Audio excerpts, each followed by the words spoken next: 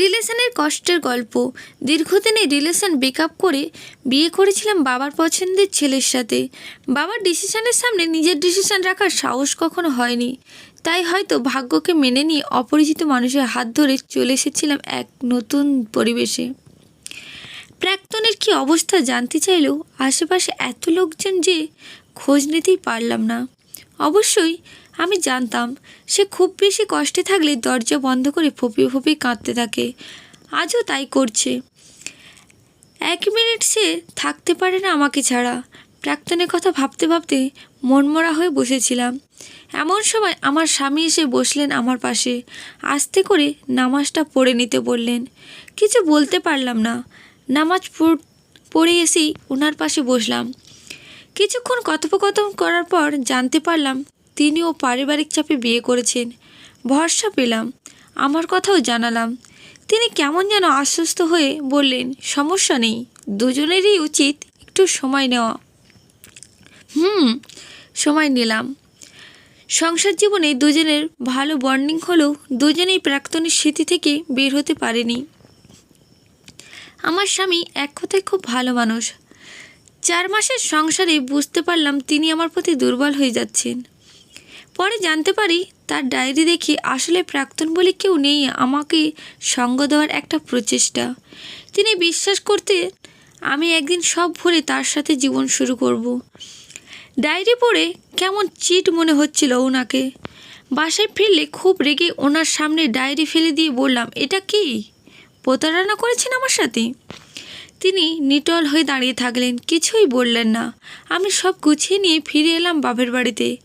ফিরে আসার কারণ সবাই জানতে চাইলেও আমি কিছু বলিনি, তিনিও বলেননি। শুধু মেসেজ করেন ফিরে আসার অপেক্ষায় থাকবো। আমি মেসেজ সেন্ড করে রেখে দিলাম। কেটে গেল 6 মাস, আমাদের বিয়ের 10 মাস। এদিকে প্রাক্তনের সাথে যোগাযোগ হলো। দুর্বলতা আগেরই মতন। কথা বলতে সিদ্ধান্ত নিলাম দুজনেই পালিয়ে যাব। কিন্তু যেদিন যাব সেদিন কেন জানি ওনার কথা খুব মনে পড়ছিল। তবুও গেলাম। দেখি প্রাক্তন বাস স্ট্যান্ডে দাঁড়িয়ে আছে। আমি ট্রলি ব্যাগটা নিয়ে ছুটে যাচ্ছি। তার সামনে এসে দাঁড়ালাম। তাড়াতাড়ি করে বাসে উঠলাম, কিন্তু ব্যাগটা আমার হাতেই। সে একবারের জন্য নিল না। ক্লান্ত মুখটার দিকে তাকিয়ে থাকলো, একবার বলল না মুখটা মুছে নাও। কি অদ্ভুত! এগুলো ভুল ধরার বিষয় না। আমি জানি প্রাক্তনের অভ্যাস, কিন্তু আজ কেন জানি আমার স্বামী আর প্রাক্তনের মাঝে খুব বেশি পার্থক্য নির্ণয় করতে ইচ্ছা করছিল। এমন সময় মোবাইলে একটা ছোট্ট মেসেজ। সে হাসপাতালে। বুকটা ধক করে উঠল। বাস ছাড়বে এমন সময় ড্রাইভারকে থামতে বলেই নেমে গেলাম। সোজা চলে গেলাম পিজি হাসপাতালে।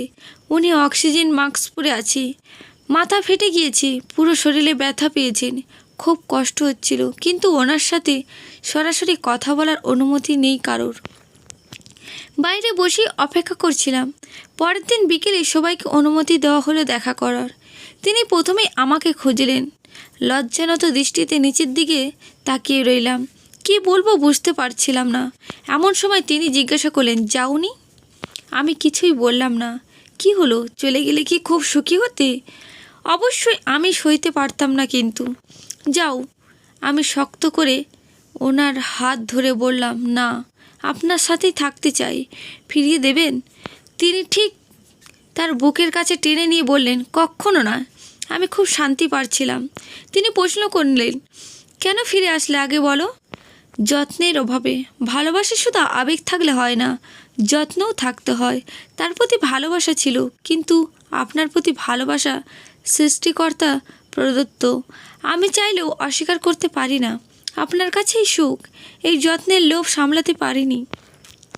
তাই তিনি কাছে টেনে নিয়ে বললেন, আর যেও না। কপালে চুমু দিয়ে বললেন, তুমি শুধু আমার। মাথা নেড়ে সম্মতি দিলাম। শুরু করলাম সংসার। মাঝে মাঝে প্রাক্তনের জন্য আফসোস হতো, কিন্তু এখন আর হয় না। সেও বিয়ে করে সুখে আছে। ভাগ্যের ফয়সালা, আমি সন্তুষ্ট। বেঁচে থাকো প্রত্যেকটা মানুষ বৈধ ভালোবাসায়।